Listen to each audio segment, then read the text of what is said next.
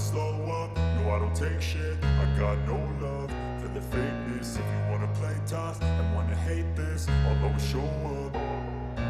I don't ever slow up, no I don't take shit. I got no love for the fakeness. If you wanna play tough and wanna hate this, I'll always show up and make a statement. I don't ever slow up, no I don't take shit. I got no love for the fakeness. If you wanna play tough and wanna hate this, I'll always show up and make a statement. Everything I do so instinctive and so passionate. Every word I move so descriptive like an adjective. I got a vendetta against people who patent it. Being negative when you should be getting after it.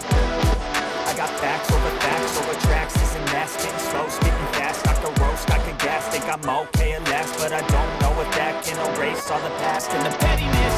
A reflection of the emptiness. Hilarious, you think you're worth my time? You're delirious, mysterious, because you are behind a fake exterior. Inferior, you know I'll always be a bit superior. Get off of me, this ain't no humble brag. I want you to hear words, you can say them back. I want you to feel free from the chains at last, and to believe in what you got, it was built to last, yeah. तो स्वयं साहू और समीर जी, आप लोग को बहुत बहुत बधाई। Thank you so much आज सर। आपने ऑल इंडिया रैंक 15 और ऑल इंडिया रैंक 17 हासिल करके अपने पेरेंट्स का भी नाम ऊंचा किया है और हम लोग का भी सबका नाम ऊंचा किया है। संजय सर हमेशा बोलते हैं कि मेहनत बच्चे करते हैं, नाम अपना होता है। Thank you so much. Share कीजिए अपनी सक्सेस के बारे में। हम लोग का जर्नी जो है स्टार्ट हुआ था फाउंडेशन से, उसमें भी अच्छा ही मार्क्स आया था। और फिर इंटरमीडिएट में सर लोग का सपोर्ट था बहुत,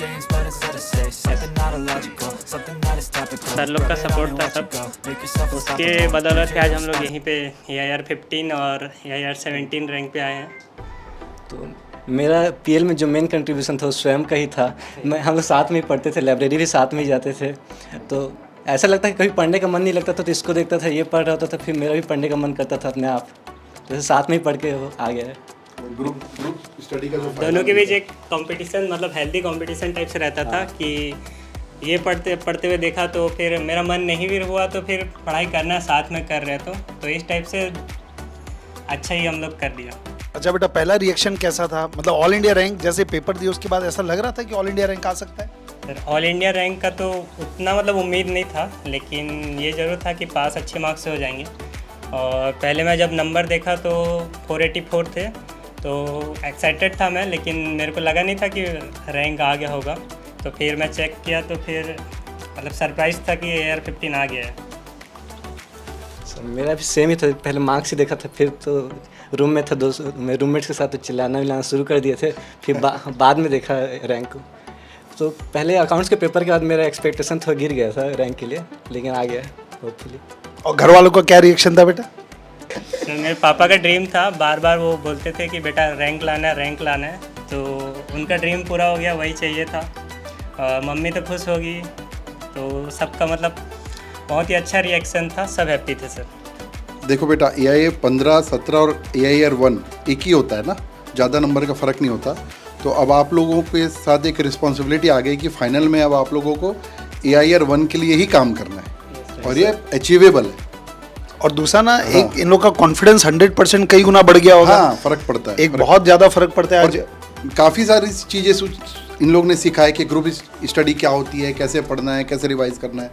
तो हमारे पूरे एक्सेल परिवार की तरफ से शुभकामनाएं हैं सर कि फाइनल में आप लोग AIR 1 ही लेके आए, मतलब सेकंड भी नहीं। एक चीज़ मैं पूछूंगा आपको कि अभी आपको कई लोग सुन रहे होंगे, तो आपने क्या तैयारी का अलग तरीका अपनाया या क्या एडवाइस करेंगे जो अभी बोथ ग्रुप के स्टूडेंट्स हैं उनको, ताकि ये मुकाम हासिल कर सकें? सर अपना जो क्लास चलता था उसमें तो ठीक था, क्लास में पहला तो अटेंटिव होना ज़रूरी है, और उसके बाद जो मेन पीरियड था वो अपने PL का था। तो PL में एक चीज़ जो मैं किया था वो सेलेक्टिव स्टडी करता था, मतलब क्वेश्चन सेलेक्टेड कर लेता था, एक चैप्टर का इतने ही क्वेश्चन करने हैं, और उसी को बार बार करता था, 2 बार 3 बार।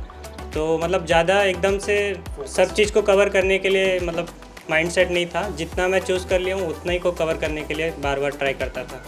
और ऑडिट के लिए तो मल्टीपल रिवीजन जरूरी है उसमें, और वो मल्टीपल रिवीजन से ही उसमें मार्क्स आ पाए थे।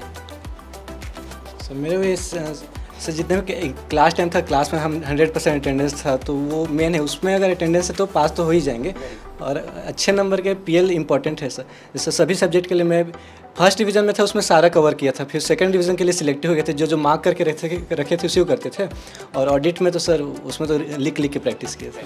अच्छा बेटा, पीएल में जो एक्सेल का हम लोग स्टडी शेड्यूल देते हैं उसका कोई एक ट्रैक मिलता है, उससे कुछ फ़ायदा मिलता है उस चीज़ का? उससे बहुत फ़ायदा होता है सर। उससे ये पता चलता है कि हम कौन से अभी पोजीशन पे हैं।